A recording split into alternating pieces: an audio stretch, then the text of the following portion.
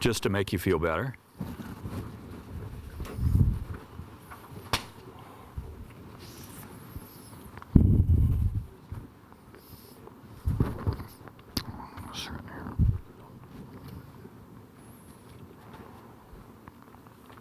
And David?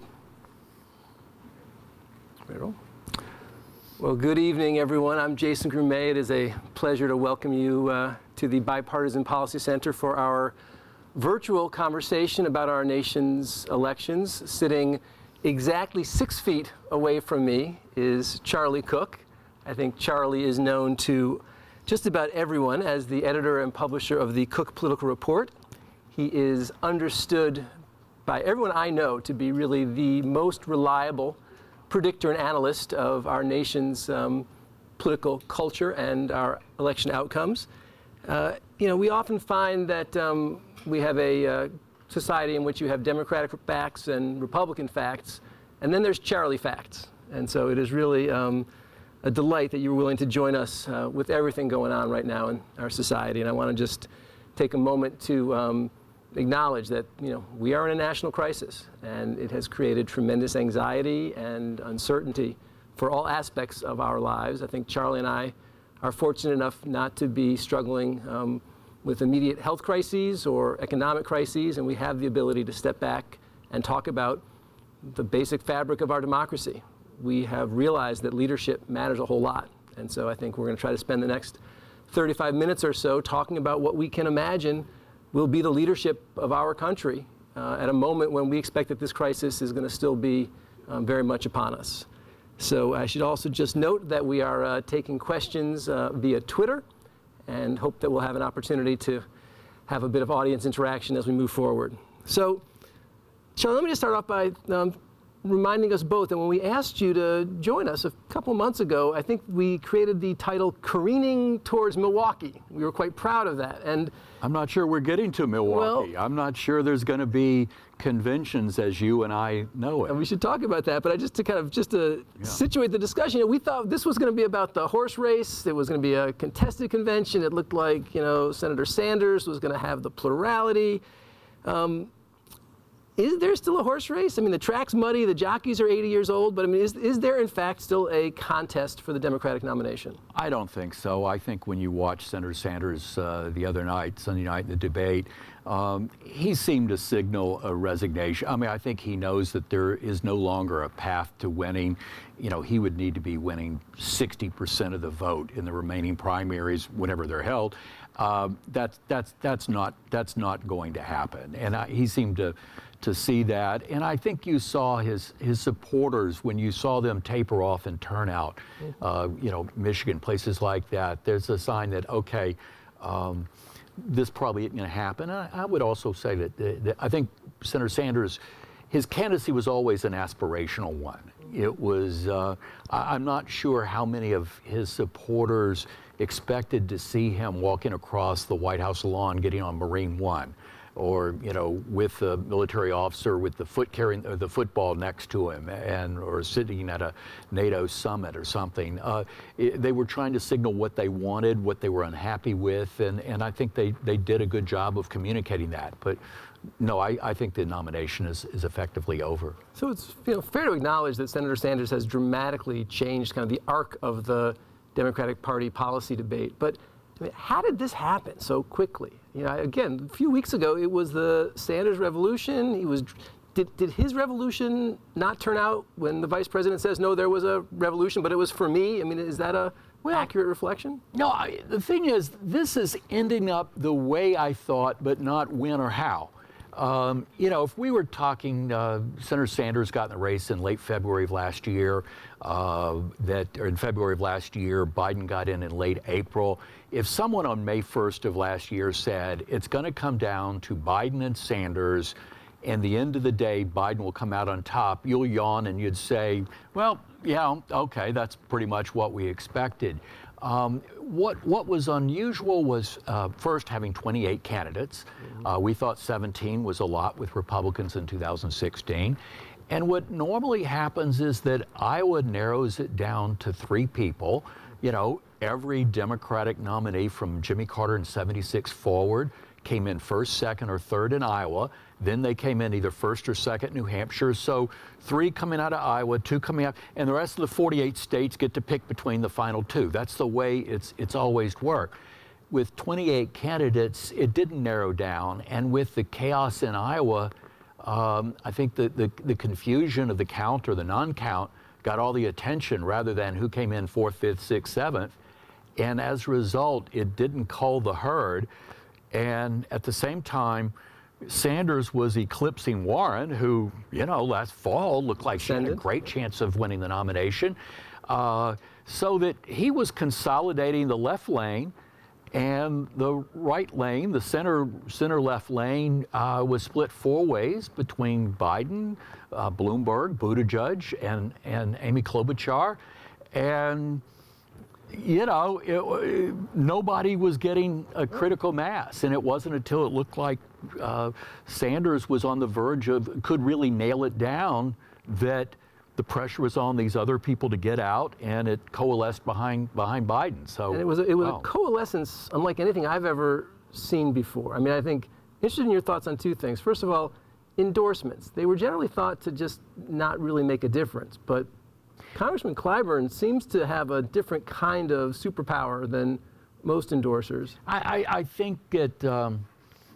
First, there was just an enormous reservoir of goodwill within the African American community because of his tenure as President Obama's vice president, where Clyburn sort of turbocharged it within that group. And I think so. It did. I mean, you're right. Endorsements don't usually make a whole lot of difference. And with Buttigieg and Klobuchar, and eventually with Bloomberg, to me, it wasn't their endorsements that made a difference. It was them getting out of the race and allowing the center-left to consolidate, because that is about 60% of the party is center-left, and about 40% is left-left. And this ought to be dominant unless it's split 4 ways. And it was, and then suddenly it wasn't. So I want to mostly talk kind of going forward, but just a couple other reflections on where we are. So just help us unpack the math a little, right? So, Vice President Biden has 867 pledged delegates, Sanders 711. You need 1,991, right? So they're, 150 apart, and no one's near halfway there. Why is the math so profoundly challenging for Sanders? Because the Democratic rules are totally different than the Republican rules. Republicans have winner-take-all primaries so that you can have a pop, an explosive. With the Democratic rules, and with it's hard to build up a real lead, but it's really, really hard to overtake one, as Hillary Clinton found in 2008. So that when it's down to 2 people running effectively, Tulsi Gabbard's not getting much. A congressional district with 8 delegates in it, it's probably going to split 4-4 or 5-3, or it's hard to make up a big gap, and that's why that it's not, there's not a plausible path forward for him, and boy, it sure did look like one heading into Super Tuesday. So when you think presidential elections, 2 states tend to come up. One's Florida, one's Ohio. Florida is having a primary. Ohio is not having a primary, at least not at the moment. What do we think about tonight? I mean, what do we understand to be the implications of these primaries at this moment of uncertainty? I think a lot of it had to do with optics of if a state is trying to discourage big groups of people congregating, situations where the contagion could be really, really strong, they want to discourage that. Now, the fact is, if you wanted to have a primary day and have, space people out and not have them bunching up and having the people sitting at the desk checking names off a little, farther apart, I mean, there's a way to do that. And so I don't think I think it had more to do with how does it look, and that Mike DeWine made one decision and in Ohio, and DeSantis had a different decision in Florida. All right, so let's think a little bit now about general election. You're suggesting with confidence, and I think it aligns with my expectations, that we will have a presidential campaign between Vice President Biden and President Trump. So let's talk a little bit about the president and his base of support. The president's approval ratings have been, I think you described them as both historically low and astoundingly stable. Exactly. It's people would keep asking me, when's the president's approval rating going to drop? Well, the thing is, President Trump's had a different dynamic all along. He never had the honeymoon that presidents normally get. Normally the shape is you start here with this reservoir of goodwill, and then over time it erodes, and then after a point you go up and down with events. President Trump never had that, and as a result, his numbers, the people that strongly approve the job President Trump is doing right now, are basically the same people that strongly approved in his first month in office. The people that strongly disapproved, basically the same one. And they just haven't moved much. That in most of the polling we've seen, the trading range between his highest job approval rating yet and his lowest job approval rating yet, 8 points in the NBC Wall Street Journal poll. I think it was 10 points in Fox and CNN. It was 11 for Gallup, but it went up to 14. That it's in the 8 to 14 point range. Normally it's 20 to 23 points. So that when good things have happened for the president, his numbers didn't go up much. Bad things, it didn't go down much. And his numbers seem kind of impervious to outside events, positive or negative. So you could have 6 consecutive months of 50-year low unemployment, and his numbers didn't go up, but you could have these stories that seem devastating, and his numbers don't go down. So how do you think about this going forward? Because I think against any predictable scenario, his approval has been pretty much, as you say, locked in. But we could have an economic unraveling, the likes of which we haven't seen maybe since the Great Depression. I think there were about 1 million jobs anticipated are going to be lost this month. 80% of Americans are basically living paycheck to paycheck, which means our economy basically lives paycheck to paycheck, and a whole lot of us are not going to be getting paychecks. Do you have any sense about how that plays out over time? I guess 2 things. One is that we used to say Americans vote their pocketbooks, whether they feel good or bad. And James Carville's famous statement about it's the economy, stupid. And those were drivers from 3 political scientists, Lynn Vavreck, John Sides, and Michael Tesler, has done some research and found that from President John Kennedy's administration all the way through George W. Bush's, there was a direct relationship between consumer confidence, how people felt about the economy, and a president's job approval rating. And it stopped under Obama, and it never restarted under Trump, where now people are voting culture, they're voting demographics, that people in small town rural America, whites with less than a 4-year college degree, for example, they're voting, it's identity politics, just as you're seeing on the other side. They're voting identity politics, not economics, and it's who speaks to us, who speaks for us. So that I'm not saying the economy doesn't matter, but it matters less than it ever has. So the really growing economy we had did not help him as much as one might normally think. And I don't think those people are going to abandon him. I mean, the people that have stuck through him for 38 months, I don't think this is going to shave many of them out of his column at all. It almost seems like the dynamic has switched. As you're saying, it used to be that people's views on the economy influenced their views on the president. Now it seems that people's views on the president influences their views on the economy. We're seeing typically 50 to 55 point differences between how Democrats look at the economy and Republicans look at the economy. And it all matters of who's got the White House right then. But we're seeing this kind of partisanship in so many things, and whether it's, does climate change exist? Is it man-made? How to address it? To the gaps in the NBC Wall Street Journal poll that just came out about whether people are no longer are trying to stay away from large gatherings or affecting their travel plans. So things like that. We're seeing 20, 25-point gaps between each side, where it's like two parallel universes out there, that people that are Republicans or leaning Republican look at almost everything differently than people that are Democrats and leaning Democratic.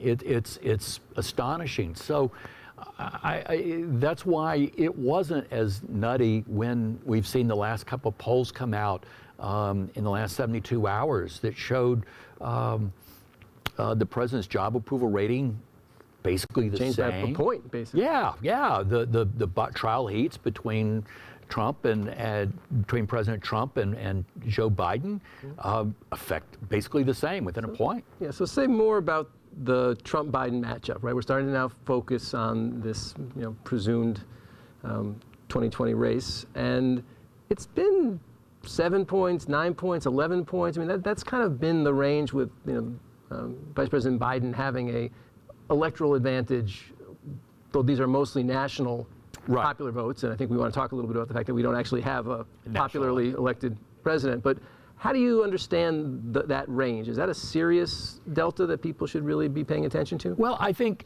the people that are with the president, as I said a few minutes ago, are going to stay with him. I think Biden pulls together pretty much everybody that would be, most people that are inclined to vote Democratic. I think Sanders would ultimately have underperformed that number, but Biden basically collects on. And where Republicans, they were salivating over the idea of having Bernie Sanders as an opponent, they were terrified about Mike Bloomberg, that Bloomberg would grab some of the few Republicans that don't love President Trump and a fair number of those swing voters. They were terrified of that. And Biden gets pretty much the core Democratic and the people that just don't like President Trump. I mean, basically you've got 40% that are going to be with President Trump no matter what, 50% popular vote against him no matter what, and 10% are up in the air, and nationally speaking. And there's not a lot that's going to change that, but President Trump showed in 2016 that he doesn't need to win the popular vote. He can win without it, but so let's talk about this kind of quirky system of electing a president we have. There are probably, some people say 8, some people say maybe up to 12 states that have the potential to determine the outcome. Does 10% lead in the national polls dictate outcome in those battleground states? Guy that works with us, David Wasserman, our House editor, really smart guy. And David's theory, Hillary Clinton won by 2.1 percentage points. It was about 2.9 million votes. He believes that a Democrat could conceivably win the popular vote by as many as 3 to 4 percentage points and still lose the Electoral College, 4 to 5 million votes, because the Democratic vote is just very inefficient. I mean, Democrats win California by 4 million votes, New York by 1 million, Illinois by 700,000, while Republican votes just more, as I said, efficiently allocated around the country, and that a Democrat this time Biden could very well win California, New York, Illinois by bigger margins than Hillary Clinton did. But President Trump's probably going to carry Texas, but maybe with less of a margin before. So I think those are probably ballpark numbers that are there. But I think a lot of the attention obviously has gone through Michigan, Pennsylvania, and Wisconsin, and 3 states, 78,000 votes. I mean, wow. So it's not so much how many votes do you get, but where do you get them? And, I never thought that we'd have the presidency down to 0.2 of a point in Michigan and 0.7 of a point in Wisconsin and Pennsylvania. But there we were. But I was talking to a Republican pollster today who was saying, the fact is that President Trump pulled an inside straight in 2016. And the question is, can he do that 2 hands in a row? Well, maybe he can. but it's not going to be easy. But the six states that we're focused on right now are more the Michigan, Pennsylvania, Wisconsin, but also that's sort of the Frost Belt division, and the Sun Belt is Arizona, Florida, North Carolina. I think those are the six. Now there's a bigger footprint of about 12 states that are in play, but six that are much closer. Those six are much closer to the edge. So we'll drill down on those a little as we also think about the down ballot races. But whenever I'm thinking about the kind of inefficiency of the voter allocation, I'm reminded of Sarah Silverman, the comedian's great schlep in 2008, where she tried to convince, peers of hers in the Upper West Side to take buses down to Florida to get their grandparents to vote, saying that was actually a more efficient expression of their using democratic popular purchase. Culture with me doesn't work terribly well, but because I'm a boring person. It's why you are who you are. Wow. So let's think a little bit together, though, about what happens in the Senate, in the House. I think I heard you say probably a couple months ago that you thought the chances of Democrats retaking the Senate was about 1 in 3. Right. How are you feeling about that today? I'm not sure I'd get to 50-50, but it's a lot closer to 50-50 now. As you know, the Senate split 53 Republicans, 47 Democrats, so that Democrats would need a 3-seat net gain. If they win the presidency, the vice president breaks the tie, 4 seats if they don't. Now, it's of almost certainty that Democrats are going to lose Doug Jones' seat in Alabama. So effectively, it's 54-46 at that point. There are 3 Republican seats that are extremely, extremely vulnerable. Martha McSally in Arizona, Cory Gardner in Colorado, Susan Collins in Maine. And Democrats could win 2 out of 3 of those, or 3 out of 3 just having a good night. They wouldn't need a wave. I can get Democrats to 48 to 49, or I could pretty easily. It was going to be the 50th seat. 50th, 51st, if they needed that. It was going to be hard. And we were watching, Tom Tillis in North Carolina. We were watching the special election in Georgia, Kelly Loeffler, who was appointed to the Senate. Watching those two particularly. But now that field of, there are like 5 different Republican seats, and each one maybe has a 20, 25, 30% chance of going Democratic. But there are 5 of them. There's in addition to North Carolina and Georgia, where there's the other Georgia. There's John Cornyn in Texas. There's an open seat in Kansas that's looking a little troublesome for Republicans. There's Joni Ernst in Iowa, and then now last week Democrats got Steve Bullock in against Steve Daines.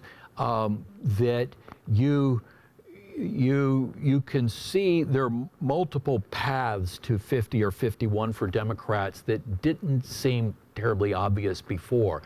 So I wouldn't say 50-50, but it's pretty close to 50-50. And one thing about the Senate is that when you get down to the very closest races, they rarely just split down the middle.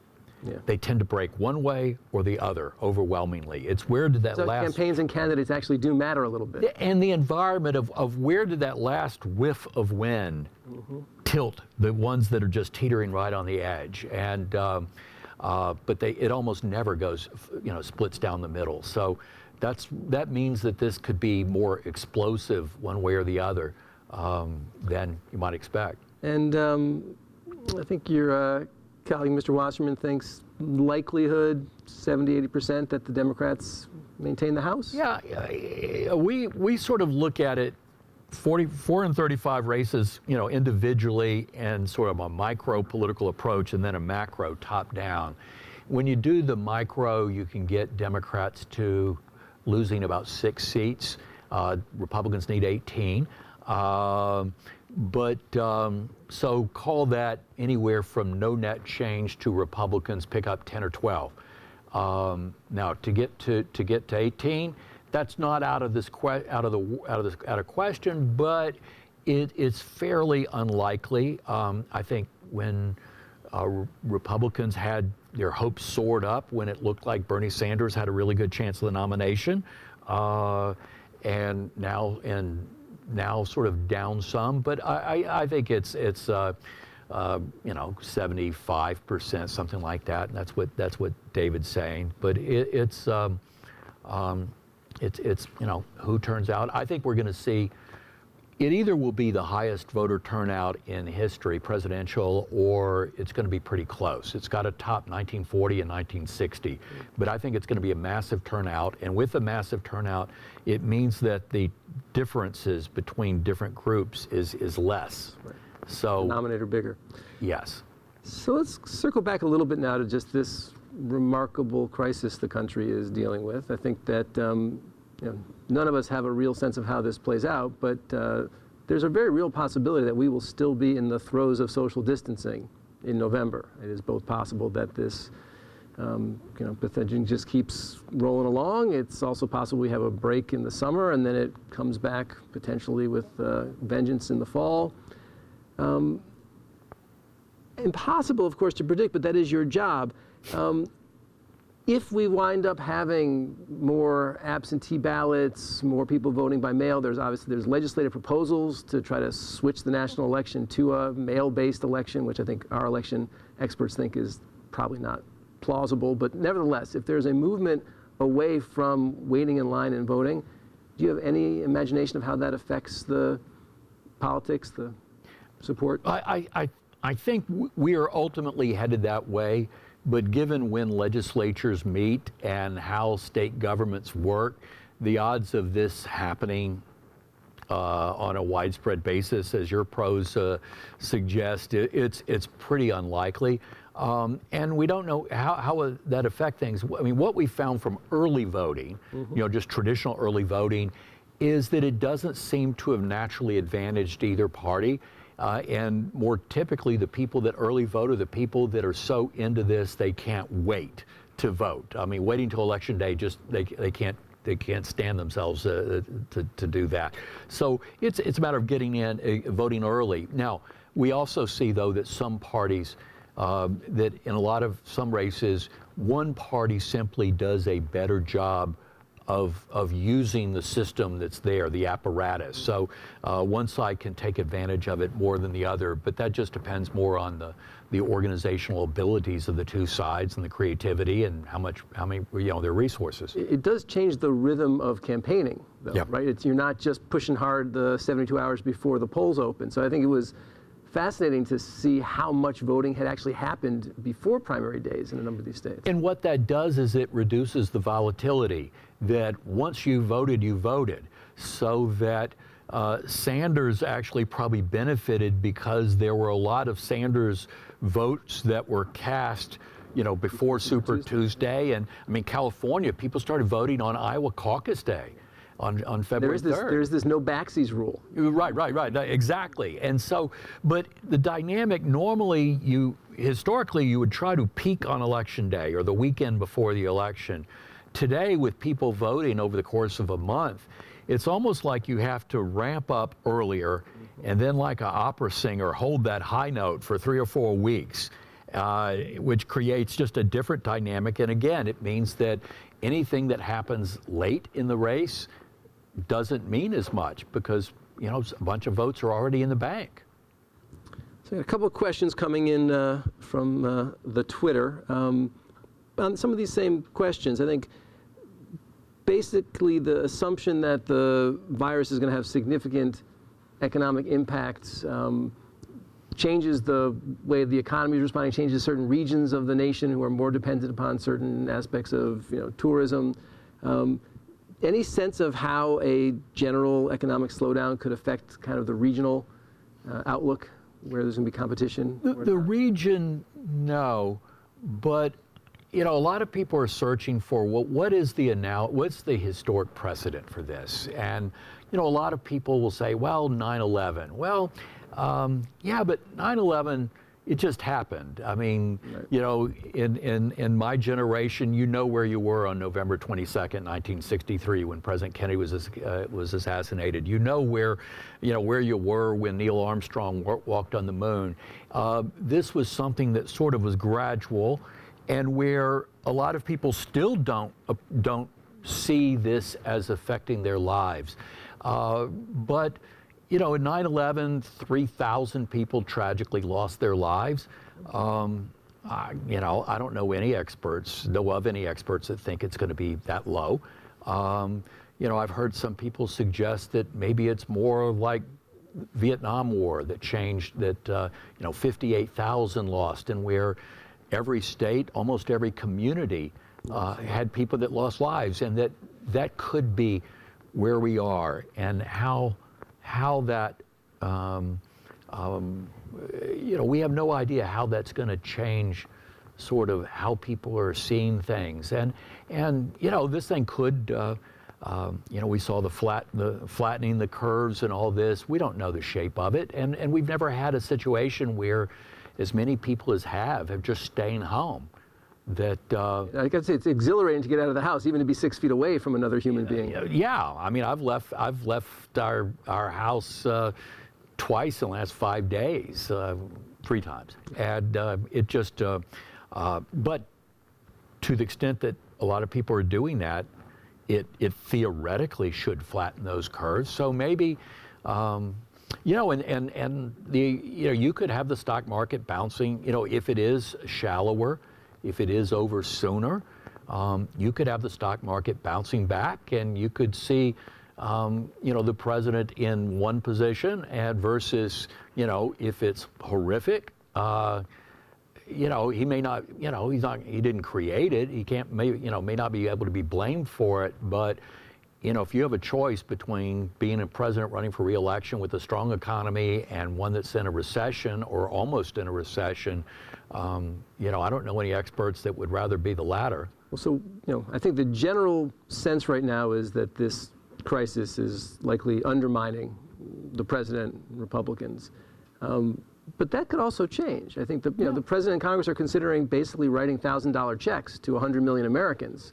That could charm people. It absolutely could. Crises, oftentimes, crises are opportunities for leaders, and I think while the initial response has been less than efficient, they're getting their game together a little better, it seems. Yeah, I think that in the early and middle stages, or at least until the last 72 hours, maybe you could say that the president did not cover himself in glory, but we've got 7 months to go, and we have a little family text going, and one of my sons put on the family text, well, $1,000 per person that reelects Trump, doesn't it?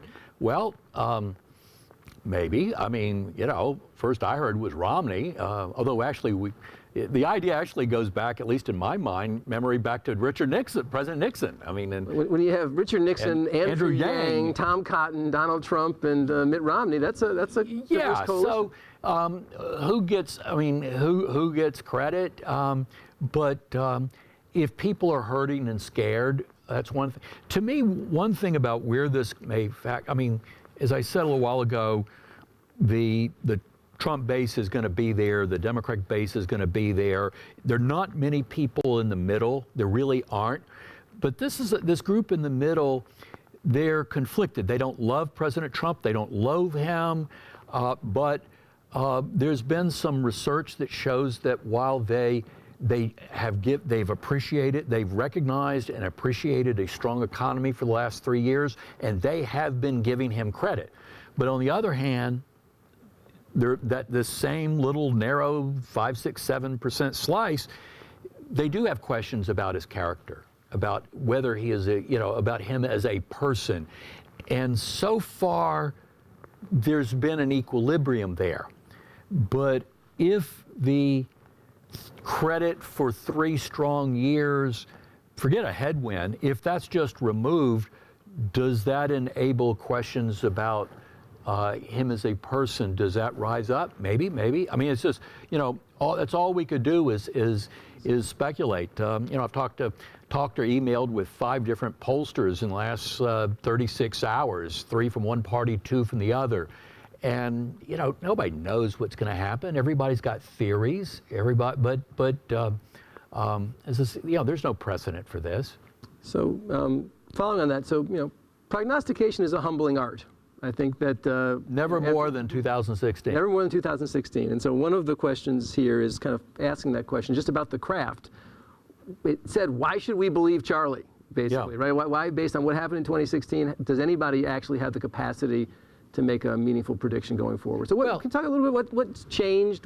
How are people thinking about the 2016 experience and how we're trying to account No, for it's a great question, because you show me someone with a 100% track record, and I'll show you someone that hadn't done it for very long, because nobody's like that. And you know, whenever I have somebody that says, well, gosh, I knew Donald Trump was going to win, I said, well, you know, you probably should have called him. He probably would have appreciated knowing that.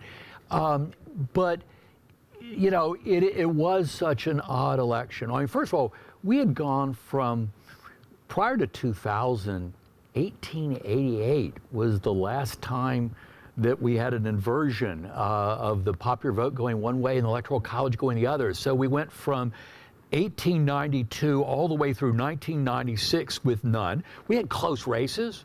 48, Truman Dewey, 60, Kennedy Nixon, 68, Nixon Humphrey Wallace, 76, Carter Ford, 92, Bush, George H.W. Bush, Bill Clinton, but they all went the same way. And then we had 2000, and people thought, well, that's just a fluke, without appreciating that maybe some dynamics have happened that have changed things in 2016.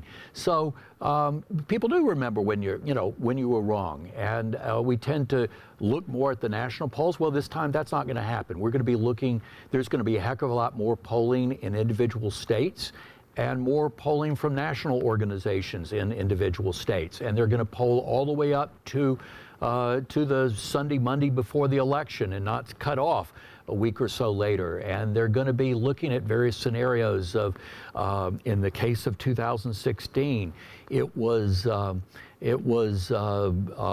small town rural voters turning out in disproportionate numbers, whites with less than a 4-year college degree turning out in extraordinary numbers, that with something's never happened before, it's hard to. How do you count on that happening? But in 2018, we weren't talking about non-college white males and small-town rural. We were in the Senate, but it was about the suburbs, and that's how Democrats. I mean, and 2018 was one of the most predictable elections I ever saw. I mean, well, you know, I wish they were all as easy as that one was. But you know, we all get a little smarter, a little more humble as we go along. But that was. I'd never had a surprise election, general election, you know, of that magnitude before, and it did cause a lot of soul searching about how do we do this, how do we approach this, and looking at probabilities. And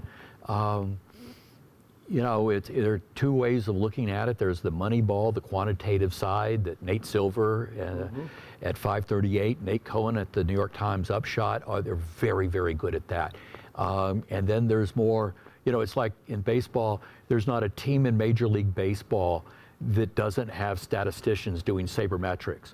But there's not one that's fired their old-fashioned scouts. So the best is the blending, and I come more from the tradition of the scouting side. But you know, nobody reads the Nates any closer than I do, because they're really smart people with smart techniques. But you know, Nate Silver got a lot of grief on election day and leading into the election in 2016, where he said there was a 29% chance that Donald Trump would win. And all these people that were saying, no, it's like 1%, it's like 2%, it's like nothing. Well, he said there was a path to 270 electoral votes for Donald Trump. It wasn't a wide path, but there was a path there. And guess what it was? So, you know, there are a lot of ways to do 29% this. 29% comes true, 29 out of 100 times. Exactly. So, but I think we all have to kind of look at probabilities a little differently maybe than we did. Or you know, you could say that the polls were more, and this is true with Brexit, that it wasn't the polls were off that much, but the interpretation of the polls. Because the polls going into Brexit were showing it close. I mean, more of them showed it remain rather than leave, but they were very, very close. And in close elections, they can go either way.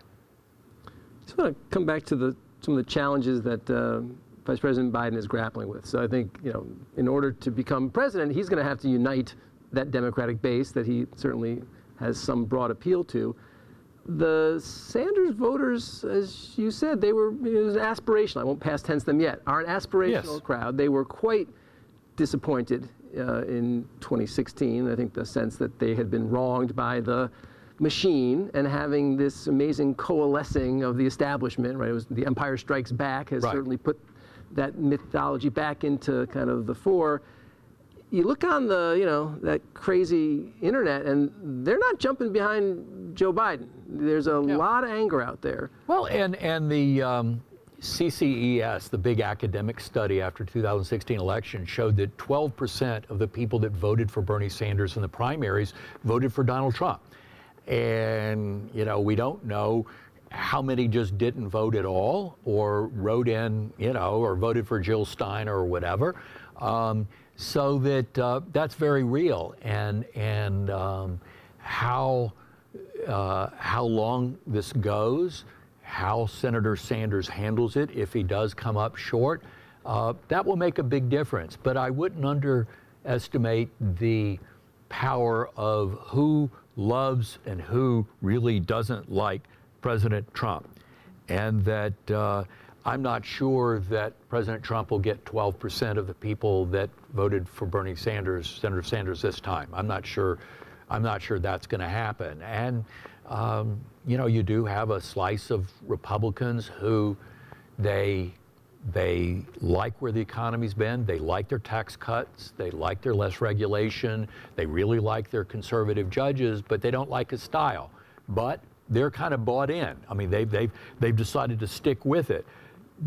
Do they turn out in as high a numbers as these other folks, or are they ambivalent like a lot of people on the other side were towards Hillary Clinton?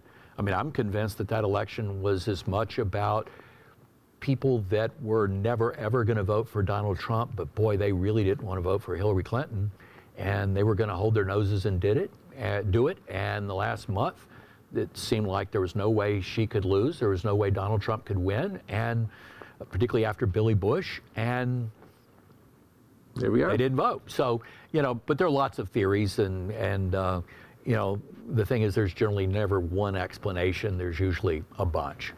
I want to pause for meaningful eye contact with the three people in the room. Time check. Do we have another 15 minutes for Q&A?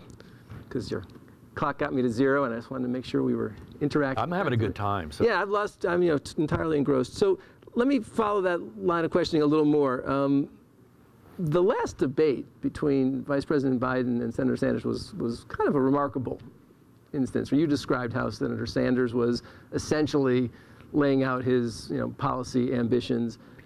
The Vice President saying, I will nominate a woman and I have embraced Elizabeth Warren's bankruptcy law, that was this was a dramatic rendering as much as it was a debate contest. It was, and it's kind of like in the old days where you had criminologists trying to parse out what did something mean. And to say, I'm absolutely going to pick an African-American woman for the Supreme Court, and I'm absolutely going to pick a woman running mate.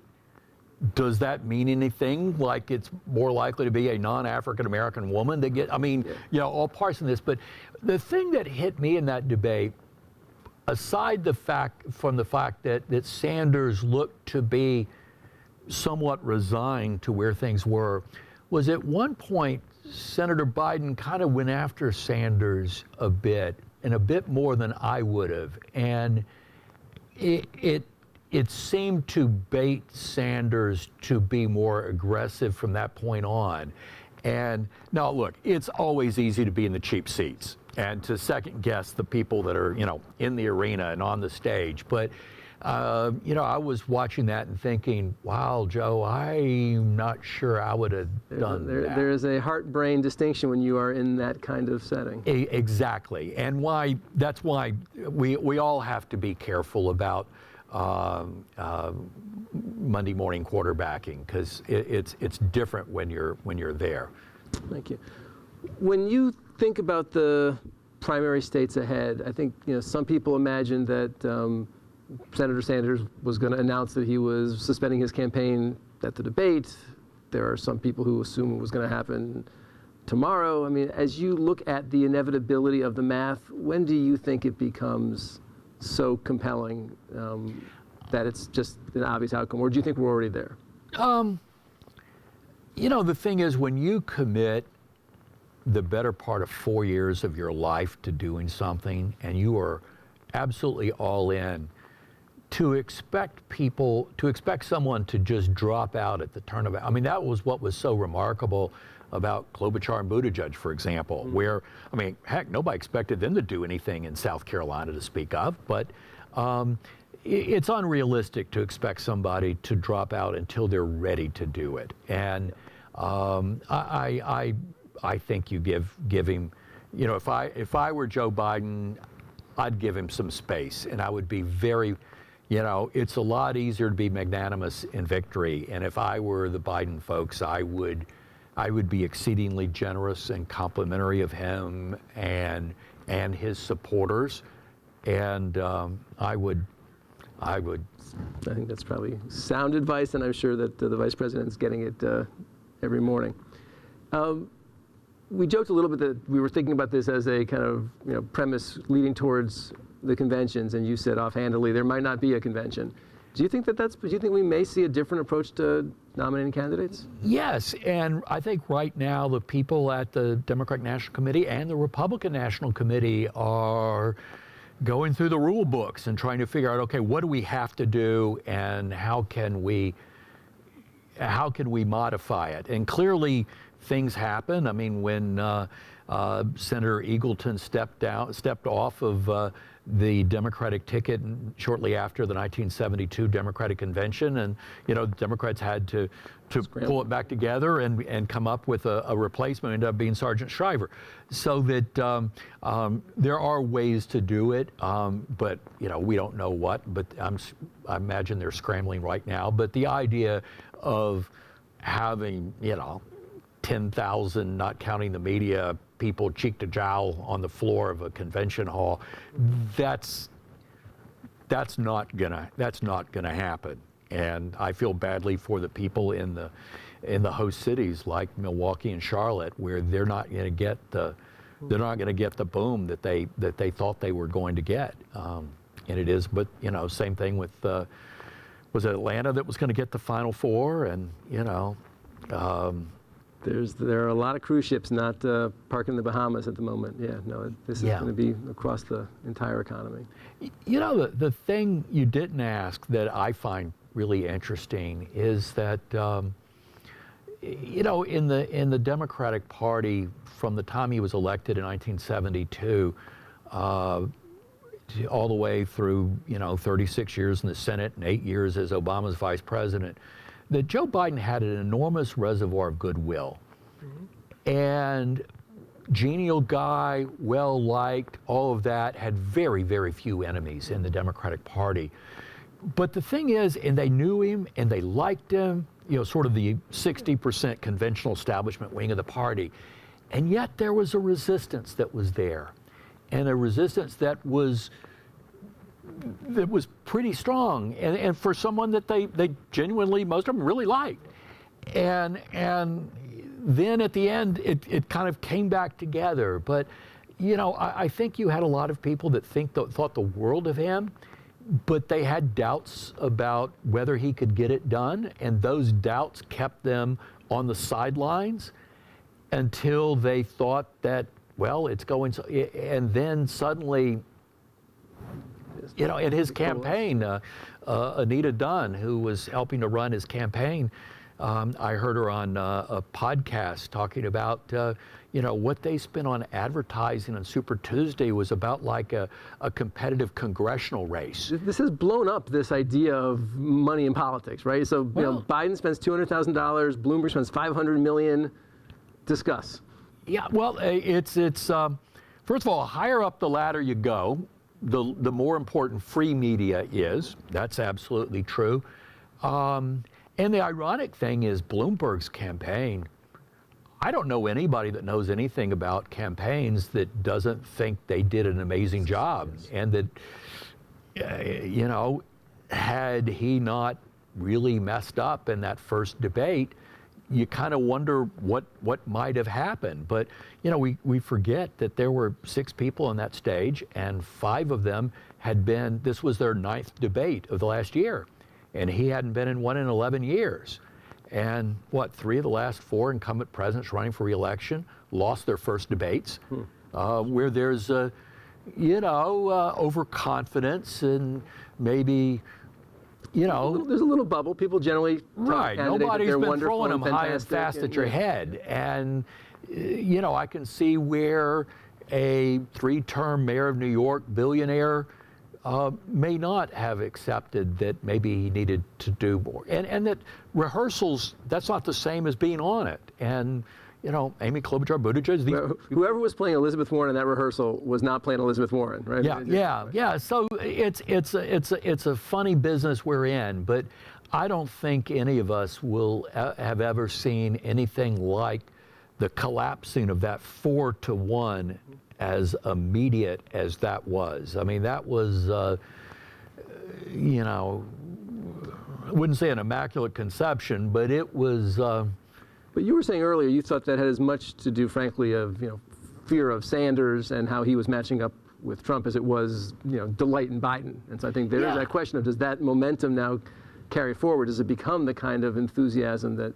Well, the thing is, it was a quirk of the democratic process that made it appear, if not likely, that Bernie Sanders was going to do extremely well in Super Tuesday, because the 15% threshold in each congressional district and statewide for the at-large delegates, that eliminates a lot of votes, and that it was incredibly plausible that Sanders could get 20-25% of the raw popular vote on Super Tuesday, but end up with 40-45% of the delegates. And if somebody in a multi-candidate field has 40-45% of the delegates, they're not going to get stopped. And that led to, well, at what point's the tipping point? Where, if Sanders was at what point can you not deny him the nomination? Was it 40? Was it 45? David Plouffe and others said, you're kidding yourself if you think that the candidate with the majority of votes going into the convention doesn't get the nomination, that there would just be such social discord. Well, the majority, but to me, what was, at that stage, it didn't look like anybody was going to get a majority. But let's say he had 45% of the delegates. Could you stop him there? Well, say if he had 40, 41, could you stop him there? At what point is the anticipated blood in the floor level to the point where it's like, you know what, we can't, we shouldn't, it's not worth trying to stop him. And, that's what those are the calculations that Democrats were going through. And it was going to be a very, very challenging process. I think I know many people in the kind of DNC world who are just relieved that the corona crisis did not interrupt the primary process 3 weeks ago when things were so up in the air.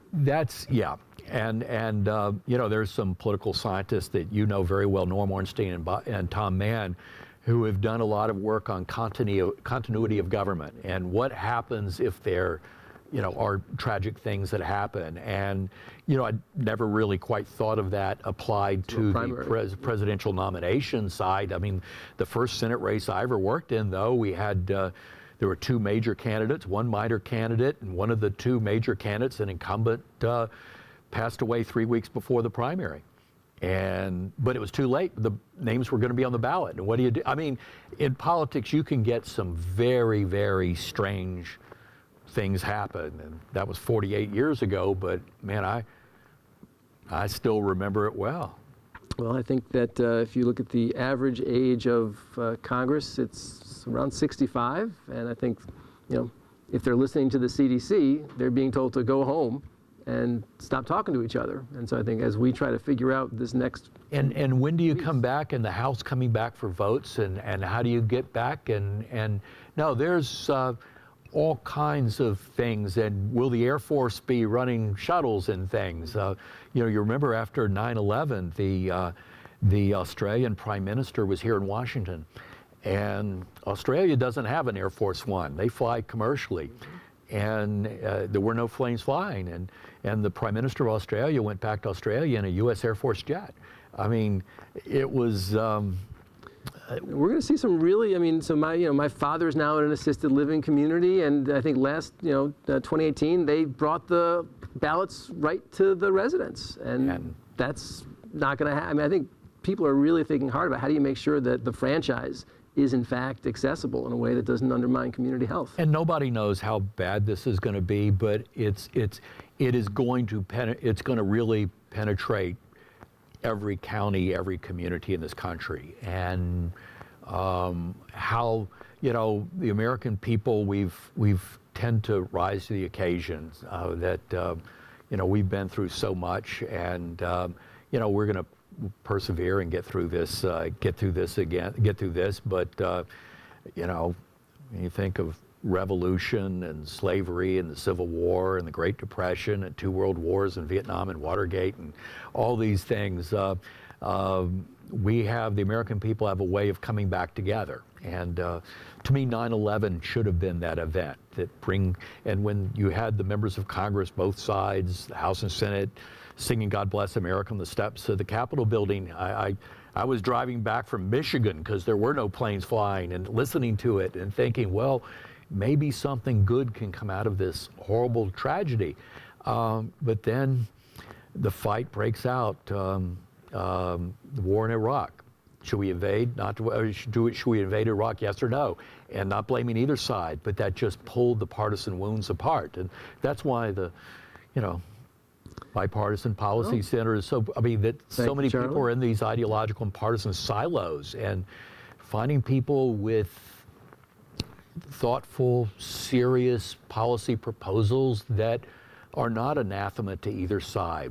How do you build consensus? And that's a hard place. Optimistically, that the intellectual free agency in Congress in the last 5 days has been unlike anything that we've seen. The number of members of Congress coming to my staff asking questions that you would swear that member would never have asked. The openness to their own ignorance is also quite refreshing.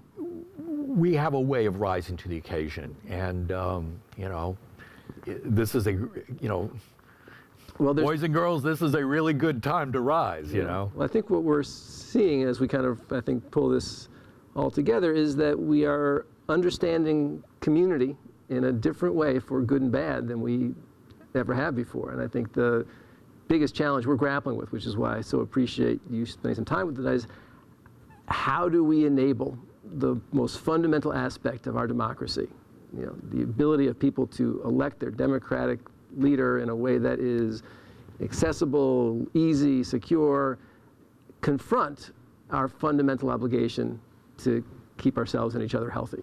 And it's just not an easy equation. Being able to have a dialogue. My wife and I were talking today about a very liberal democratic journalist from 1988 who bumps in. We were at the Republican convention. I was having lunch with this guy. We bump into 2 of the most conservative members of Congress. And they end up insisting that we sit down. It turns out one of them, my friend Alan Barron, was in a poker game with him. Mm-hmm. And you'd have these 2 people from opposite places on the political spectrum who would meet once a week when Congress was in session for a poker game. And that's the way places ought to work. And one of the last times I was here at BPC, it was to talk about how can you bring that sense of community back to Congress that we used to have, where you had relationships that transcended ideology and party and region. And how do we get back there? It's a really good question. In our experience, most of our elected officials are really good people with really bad incentives. And crisis changes the incentives. And social media, and to a certain extent, some elements of cable television, and tends to, it creates disincentives for anyone, whether they're a Republican or a Democrat, disincentives to even talk to anyone on the other side or work with them. And that is why we're here. It's why you come by every once in a while and share your wisdom, which I greatly appreciate, and want to thank everyone for tuning in. My commercial announcement is that we have a lot of experts working on continuity of government, what's happening with the new tax provisions, the paid family leave requirements, and so I encourage folks to hop on our website at bipartisanpolicy.org, and please continue to be engaged and be safe. So thanks for joining us. Thank you. Thank you, Charlie.